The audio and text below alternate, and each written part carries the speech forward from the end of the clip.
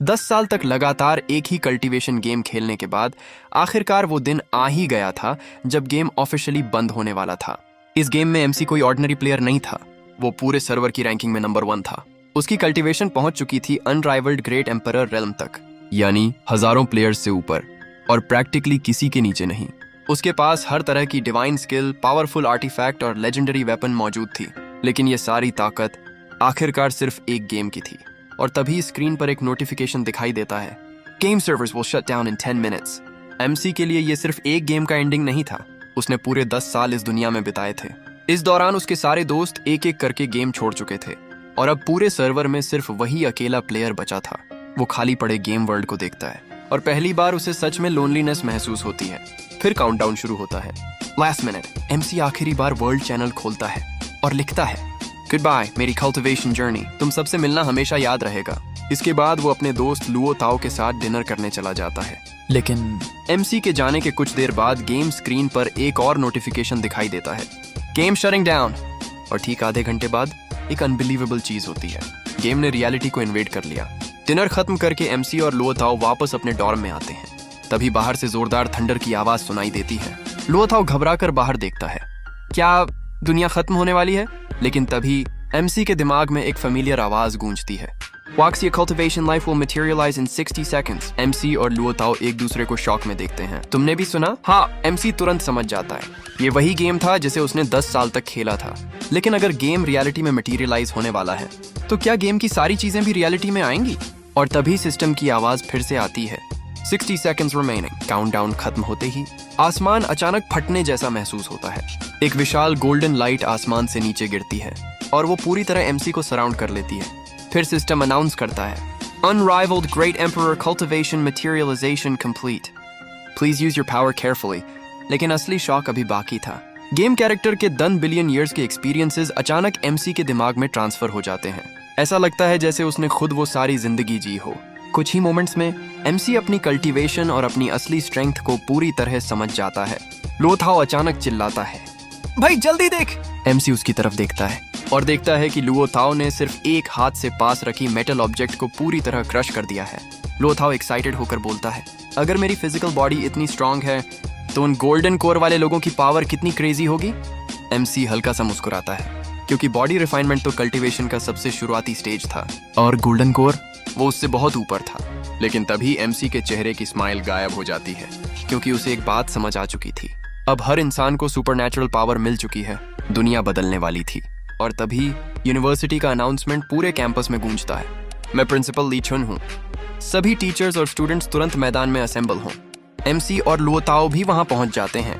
Principal microphone लेकर students से कहते हैं, हमारे स्टैटिस्टिक्स के अनुसार कुछ स्टूडेंट्स ने एक्स्ट्रॉर्डिनरी पावर्स अवेकन की हैं, लेकिन मैं आप सभी से रिक्वेस्ट करता हूँ, अपनी पावर का गलत इस्तेमाल मत करना और अपनी कल्टीवेशन रेल्म ऑनेस्टली रिपोर्ट करना। कुछ ही समय में करीब 15,000 स्टूडेंट्स और टीचर्स अपना डेटा सबमिट कर देते हैं।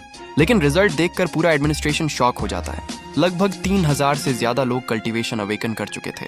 एमसी मैदान में खड़ा होकर सबके बदले हुए एक्सप्रेशंस देखता है। उसे विश्वास नहीं हो रहा था, जिस गेम को उसने 10 साल तक खेला उसकी पावर अब पूरी दुनिया में फैल चुकी थी। लेकिन तभी स्टैटिस्टिक्स देखने वाली टीचर अचानक चिल्लाती है, ये इम्पॉसिबल है। सभी की नजर एक खूबसूरत महिला पर जाती है। उसका कल्टीवेशन रेल्म बाकी सभी से बहुत ज्यादा था। प्रिंसिपल उसे स्टेज पर बुलाते हैं। वो स्टूडेंट्स से कहती है, गेम मटेरियलाइज होने के बाद हम सभी कल्टीवेटर्स बन चुके हैं, लेकिन अपनी पावर को लेकर घमंड मत करना, क्योंकि तुमसे कहीं ज्यादा पावरफुल लोग अभी भी मौजूद हैं। ये कहते ही उसके दिमाग में एक पुरानी मेमोरी फ्लैश होती है। 5 साल पहले जब उसने पहली बार यही गेम खेला था, तब उसे एक प्लेयर मिला था जिसने उसे गेम समझने में मदद की थी। उसने उसे आइटम्स दिए, मॉन्स्टर्स के खिलाफ फाइट करना सिखाया और उसे अपने डिसाइपल की तरह गाइड किया। उस मेंटर की वजह से वो बहुत कम समय में ग्रेट अचीवमेंट रेल्म तक पहुंच गई थी। गेम छोड़ने से पहले उस मेंटर का रेल्म था हेवन इमॉर्टल, लेकिन अब वो कहां तक पहुंच चुका होगा। तभी आसमान में अचानक एक विशाल आवाज गूंजती है, cultivation materialization complete, blue stars area will now expand, initial expansion 10 times, cultivation ranking will now be activated, top ranked cultivators will receive generous rewards। और उसी मोमेंट पूरी जमीन वायलेंटली शेक होने लगती है। साधारण लोग बैलेंस खोकर जमीन पर गिरने लगते हैं, लेकिन एमसी अपनी आंखें बंद कर लेता है और डिवाइन सेंस एक्टिवेट करता है। उसकी परसेप्शन इतनी पावरफुल थी कि वो ब्लू स्टार से भी आगे देख सकता था। और फिर उसकी आंखों के सामने अनबिलीवेबल सीन आता है। ब्लू स्टार का टोटल एरिया 10 गुना बढ़ चुका था और ह्वाक्सिया के टेरिटरी में हजारों नए अननोन रीजन्स अपीयर हो चुके थे। फॉरेस्ट्स, डेजर्ट्स, ओशंस और ऐसे विशाल एरियाज जहां इंसानों का कोई नामो निशान तक नहीं था। एमसी के मन में एक बैड फीलिंग पैदा होती है, क्योंकि अगर गेम रियलिटी में मटेरियलाइज हुआ है तो फिर क्या गेम के मॉन्स्टर्स और एनपीसीज भी यहाँ मटेरियलाइज होंगे? तभी आसमान से हेलीकॉप्टर की आवाज आती है। सब लोग ऊपर देखते हैं। एक मिलिट्री हेलीकॉप्टर नीचे उतरता है। उसमें से करीब 30 साल का एक आदमी बाहर आता है। वो मिलिट्री यूनिफॉर्म में था। मैं लुओ वेई हूँ, कल्टीवेटर एडमिनिस्ट्रेशन डिपार्टमेंट का मेंबर, और मैं भी एक कल्टीवेटर हूँ। उसकी नजर मैदान पर जाती है, लेकिन तभी उसकी नजर एक पावरफुल फीमेल कल्टीवेटर पर पड़ती है। वो तुरंत पहचान जाता है कि सामने खड़ी महिला उससे बहुत ज्यादा पावरफुल है। उसका रियल्म गोल्डन कोर। लुओ वेई तुरंत रिस्पेक्टफुली बाव करता है। Great achievement expert, greetings. वो महिला थोड़ी सरप्राइज्ड होती है, क्योंकि पहले शायद वो किसी मिलिट्री ऑफिसर के सामने बाव नहीं करती, लेकिन अब ये कल्टीवेटर्स का एरा था और एक गोल्डन कोर कल्टीवेटर के सामने ऑर्डिनरी ह्यूमंस की कोई तुलना नहीं थी। लुओ वेई एमसी से कहता है, क्या आप कल्टीवेटर एडमिनिस्ट्रेशन डिपार्टमेंट में ज्वाइन करना चाहेंगी? हमारा उद्देश्य सोसाइटी में स्टेबिलिटी बनाए रखना है। महिला बिना ज्यादा सोचे जवाब देती है, अगर मेरे पास इतनी पावर है तो मुझे अपने देश के लिए जिम्मेदारी भी उठानी चाहिए।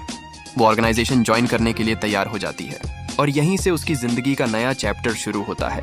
उसे चिंदू यूनिवर्सिटी में कल्टीवेशन क्लास की टीचर बनने का ऑफर मिलता है, लेकिन तभी वो एक और इम्पोर्टेंट बात बताती है। गेम की सबसे डेंजरस चीजें सिर्फ प्लेयर्स नहीं हैं, बल्कि एनपीसी सेक्ट्स भी रियलिटी में मटेरियलाइज हो सकते हैं, और उनमें सबसे पावरफुल सेक्ट था चिंगयुन सेक्ट। इस सेक्ट का सेक्ट मास्टर था ग्रेट लुओ गोल्डन इमॉर्टल, और उसके एल्डर्स तक मिस्टीरियस इमॉर्टल और अर्थ इमॉर्टल लेवल के थे। अगर ऐसे एनपीसीज ब्लू स्टार पर डिसेंड कर गए तो सिचुएशन बेहद डेंजरस हो सकती थी। लेकिन चिंगयुन सेक्ट एक राइचस सेक्ट था। उन्हें इनोसेंट लोगों को हार्म करने में कोई इंटरेस्ट नहीं था। असल खतरा उन डीमन सेक्ट से है जो इंसानों को अपना भोजन समझते हैं और उनकी सोल्स का इस्तेमाल कल्टीवेशन के लिए करते हैं। इतना सुनते ही दोनों समझ जाते हैं कि आने वाले समय में असली खतरा कहां से आ सकता है। लुओ वेई फिर येंगू से पूछता है, क्या आपको गेम के दूसरे पावरफुल प्लेयर्स के बारे में भी जानकारी है? येंगू सोचते हुए जवाब देती है, जब मैं गेम खेलती थी तब मैं टॉप 50 में भी नहीं पहुंच पाती थी। उन प्लेयर्स में से ज्यादातर ट्रिबुलेशन रेल्म से ऊपर थे। लेकिन फिर उसे अपने पुराने मास्टर की याद आती है। उसके मास्टर का नाम था श्याओ याओ थियनजन। जब येंगू ने गेम छोड़ा था, उसका मास्टर पहले से ही हेवन इमॉर्टल रेल्म में पहुंच चुका था, और अगर वह अब भी गेम खेल रहा था तो संभव है कि आज वह सेंट रेल्म या उससे भी ऊपर पहुंच चुका हो। दूर खड़े होकर तुम ये नाम सुनते ही अचानक फ्रीज हो जाते हो। श्याओ याओ थियनजन, ये नाम तुम्हें बेहद फेमिलियर लगता है। आखिर तुम्हारे गेम का नाम भी था श्याओ याओ थियनजन, लेकिन तुमने इतने सारे डिसाइपल बनाए थे कि तुरंत याद नहीं आ रहा था कि येंगू आखिर कौन थी। लुओ वेई येंगू से उसका गेम आईडी पूछता है, लेकिन सीक्रेसी की वजह से वह अपना असली गेम आईडी बताने से मना कर देती है। वह सिर्फ इतना कहती है, मेरा गेम नेम शुई शेंजी था। ये सुनते ही तुम्हारा दिमाग पूरी तरह ब्लैंक हो जाता है। थुईसेन जी, तुम्हें बिल्कुल अंदाजा नहीं था कि जिस डिसाइपल को तुमने गेम में ट्रेन किया था वही अब तुम्हारे सामने खड़ी है। लेकिन तुम फिलहाल उससे अपनी पहचान छिपाने का फैसला करते हो, क्योंकि इतने साल बाद अपने पुराने डिसाइपल के सामने अचानक मास्टर बनकर खड़ा होना बेहद ऑकवर्ड होता। उधर लुओ वेई हेलीकॉप्टर में बैठकर वहां से चला जाता है और तुम और लुओ ताओ भी वापस डॉर्मेट्री जाने की तैयारी करते हो। लेकिन तभी आसमान से अचानक एक भारी और रहस्यमयी आवाज गूंजती है, कल्टीवेशन रैंकिंग सिस्टम एक्टिवेटेड। सभी लोग तुरंत आसमान की तरफ देखते हैं। कुछ ही पलों में साफ आसमान अचानक काले बादलों से ढक जाता है और उन बादलों के बीच एक विशाल गोल्डन स्क्रोल दिखाई देता है। तुम महसूस कर सकते हो कि उस स्क्रोल से निकलने वाली स्पिरिचुअल एनर्जी बेहद टेरिफाइंग है। कम से कम ये एक हेवनली ग्रेड स्पिरिचुअल ट्रेजर जरूर था। स्क्रोल लगभग 7-8 सेकंड्स तक आसमान में हवा में तैरता रहता है, फिर धीरे धीरे खुलने लगता है, लेकिन उसके अंदर कुछ भी नहीं था। अचानक वही रहस्यमयी आवाज फिर से गूंजती है, cultivation ranking activated. Top 100 cultivators के नाम प्रदर्शित किए जाएंगे। जितनी हाई रैंकिंग होगी, रिवॉर्ड उतना ही ज्यादा पावरफुल होगा। तुम रैंकिंग को लेकर ज्यादा सरप्राइज्ड नहीं होते।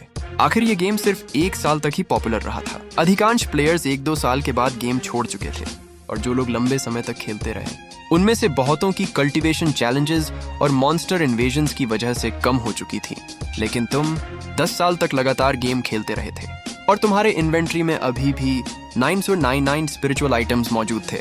ये तुम्हारे आइटम्स की लिमिट नहीं थी, बल्कि गेम की मैक्सिमम स्टोरेज लिमिट थी।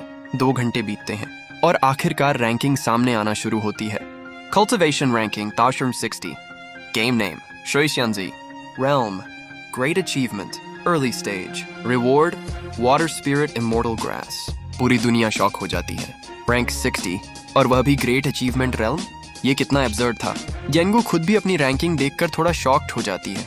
अगर रैंक 60 पर ग्रेट अचीवमेंट रेल्म है तो फिर ऊपर के प्लेयर्स आखिर कितने पावरफुल होंगे। और तभी रैंकिंग जारी होने के कुछ ही समय बाद यनयू को एक फोन कॉल आता है। कॉल करने वाला कोई और नहीं, लो वेई था। वह उसे ड्रैगन डिपार्टमेंट के चिंडू ब्रांच में बुलाता है। वहाँ कुछ इंपॉर्टेंट लीडर्स उससे मिलना चाहते थे। येंगू तुरंत प्लेग्राउंड से निकल जाती है, लेकिन तुम अपनी डिवाइन सेंस से अभी भी उसे ट्रैक कर रहे होते हो, क्योंकि तुम्हारे मन में एक सवाल था, आखिर ड्रैगन डिपार्टमेंट है क्या। कुछ ही समय बाद यनयू एक सीक्रेट बेस में पहुंचती है। लुओवे उसे एक मीटिंग रूम में लेकर जाता है। वहां पहले से ही मिलिट्री यूनिफॉर्म पहने 7-8 लोग मौजूद थे और अब यनयू को पता चलता है कि उन्हें वहां क्यों बुलाया गया था। ड्रैगन डिपार्टमेंट चाहता था कि यनयू कल्टीवेटर मैनेजमेंट डिपार्टमेंट के चिंदू ब्रांच की डेप्यूटी डायरेक्टर बने। येंगू इस जिम्मेदारी को स्वीकार कर लेती है। उसका मानना था, अगर मुझे इतनी पावरफुल स्ट्रेंथ मिली है तो मुझे उसके साथ रिस्पॉन्सिबिलिटी भी उठानी चाहिए। लेकिन तभी तुम अपनी डिवाइन सेंस से आसमान की तरफ देखते हो, क्योंकि कल्टीवेशन रैंकिंग पर अगला नाम दिखाई देने वाला था।